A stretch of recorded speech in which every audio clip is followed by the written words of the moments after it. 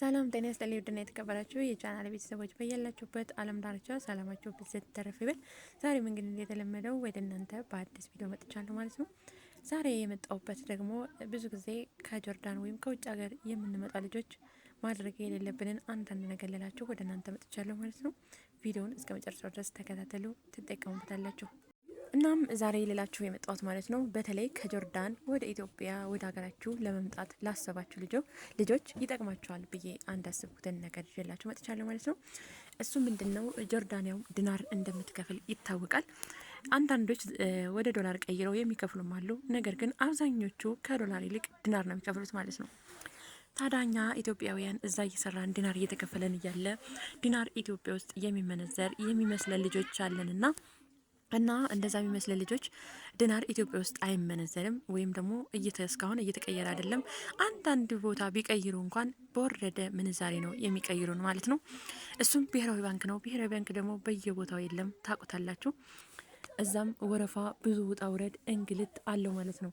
እዛ ዲናር ይዛችሁ ሄዳችሁ መዘንዝሩኝ እዛ ሄዳችሁ ማለት ነው ዘርዝሮኝ አትዘርዝሮኝ ከነሱ ጋር ውጣ ውረድ፣ ብዙ ድካም፣ ብዙ ልፋት አለውና እንደዛ ከምትገላቱ ይልቅ አንድም ወደ ዶላር አስቀይራችሁ መምጣት፣ ሁለት ደግሞ እዛው እያላችሁ መንጫችሁ 2-3 ቀን ሊቀረው ሲል እዛው እያላችሁ በምትልኩበት በኋላ ልካችሁ ወደ ሀገራችሁ እንድትመጡ እላለሁ ማለት ነው። ምክንያቱም አንደኛ ኢትዮጵያ ውስጥ ያሉ ሀዋላዎች ራሱ ማለት ነው እዚህ ኢትዮጵያ ውስጥ ያሉ ሀዋላዎች በአካል አግኝታ እናንተ ሄዳችሁ እንድታገኟቸው ወይም ብሩን እንዲመነዝሩላችሁ በጣም ፈቃደኛ አይደሉም። አንድ ሰው ይልኩና እንደዚህ እናንተን በማታውቁት ሰው እነሱ በሚያውቁት ሰው ግን ብሩን እዛ እንዲሰጣችሁ ያደርጋሉ፣ ወይም እናንተ ብሩን እንዲሰጡት ያደርጋሉ ማለት ነው። ይሄ ደግሞ የከፋ አደጋ ሊያጋልጠን ይችላል። ምክንያቱም አንድ የማላውቀው ሰው መጥቼ መጀመሪያ ብር ከሚዘረዝራ ልጅ ካወራው ከዛ ሰው ልካለው እዚህ ቦታ ጠብቂውና ስጩ ቢለኝ እዛ ቦታ ጠብቄ ለዛ ልጅ የሚሰጠው ከሆነ ያ ልጅ ጸጥ ብሎ ለኔም ላያመጣም ይችላል ምንዛሬው ማለት ነው። አብዛኞቹ እንደዛ ይላሉ። የሆነ ሰው ልካለው ለሱ ላኪልኝና ከዛም በኋላ መልሶ ደግሞ የዘረዘርኩትን ብር እሱ ያመጣልሻል ወይም ደግሞ በሞባይል ባንኪንግ አስተላልፍልሻለሁ ይላሉ። ቅድሚያ መቀበል የሚፈልጉት የእናንተን ገንዘብ ነው። ወይ ደግሞ ራሳቸው የሚዘረዝሩት መጥተው ከእናንተ ጋር ፊት ለፊት ተጋፍተው አይዘረዝሯችሁ ማለት ነው። ይሄ ደግሞ እኛን ለከፋ አደጋ ያጋልጠናል። ምክንያቱም እኛ እነሱን አናቃቸውም፣ የላኩትን ሰውም አናቀውም። ከዛ በቃ ሊዘረዝሩን ነው ብለን ያው ውጭ ላይ ያው ቅድሚያ ነበር የሚያስገቡልን ታውቃላችሁ። ቅድሚያ ካስገቡ በኋላ ደረሰ ከላኩልን በኋላ ነው ቤት መጥተው የሚወስዱት። ለምሳሌ እንደዛ ነበር የሚያደርጉት። ቅድሚያ ይልኩልኛል። ከዛ ደረሰ ከላኩልኝ በኋላ ሎኬሽን እልክላቸዋለሁ። ካለሁበት ቤት መጥተው ነበር የሚወስዱት። ታዲያ ኢትዮጵያም ሰው እንልካለንና እዚህ ቦታ ጠብቂና ብሩን ስጩ፣ ከዛ ዶላሩን ሊሆን ይችላል ስጩ፣ ታዛ ምንዛሬውን ደግሞ መልሼ እልክልሻለሁ የሚሉ አሉ። እነኚህ ማለት በጣም አጭበርባሪዎች ናቸው። እንደዚህ ብላችሁ ሲቢሏችሁ ዶላራችሁን እንዳትሰጡ። ምክንያቱም ለዛ ሰው ጠጣችሁት ማለት ነው። አላቅም ቢላችሁ ከየትም አታመጡትም። ወይ በአካል ደግሞ ተገናኝታችሁ የሚዘረዝሯችሁ ካለው መዘርዘር እና ብቻ ኢትዮጵያ ላይ ለመዘርዘር በጣም ከባድ ነው ሁሌ።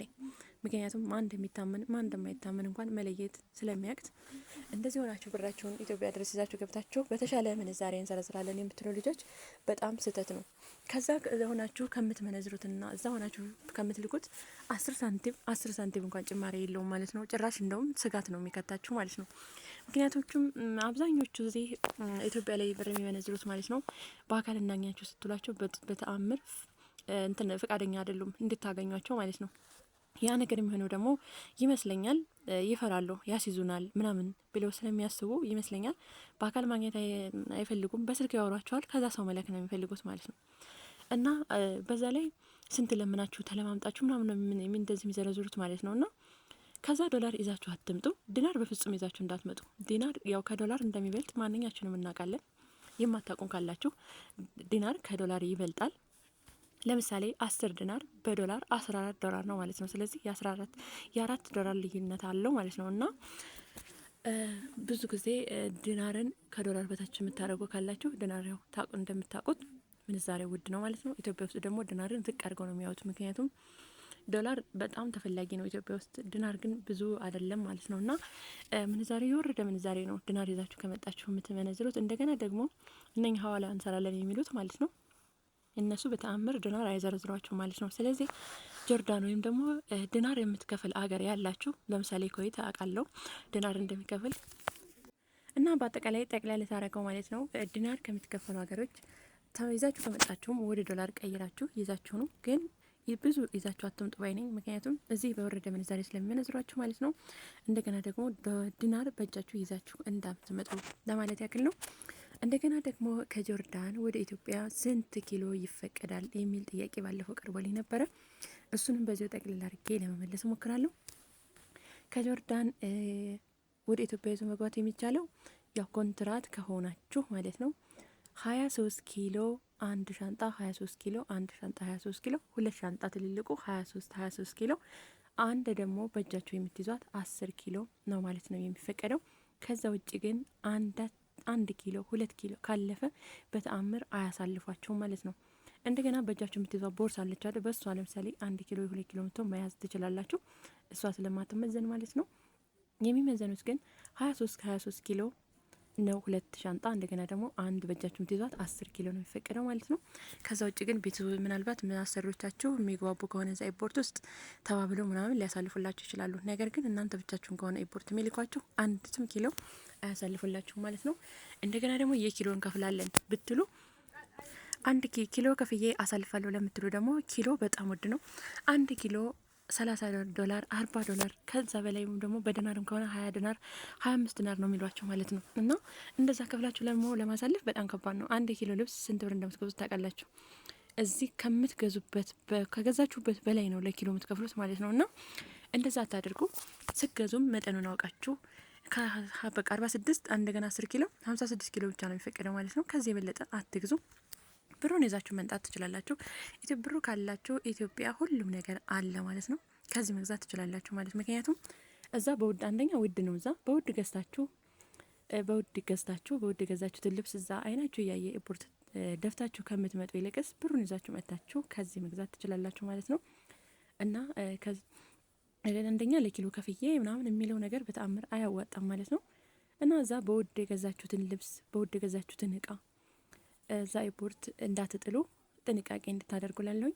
እንደገና ደግሞ እኔ ያየሁት ነገር ማለት ነው ማርና ቴመር ይዛችሁ የምትመጡ ልጆች አላችሁ ከጆርዳን ማለት ነው።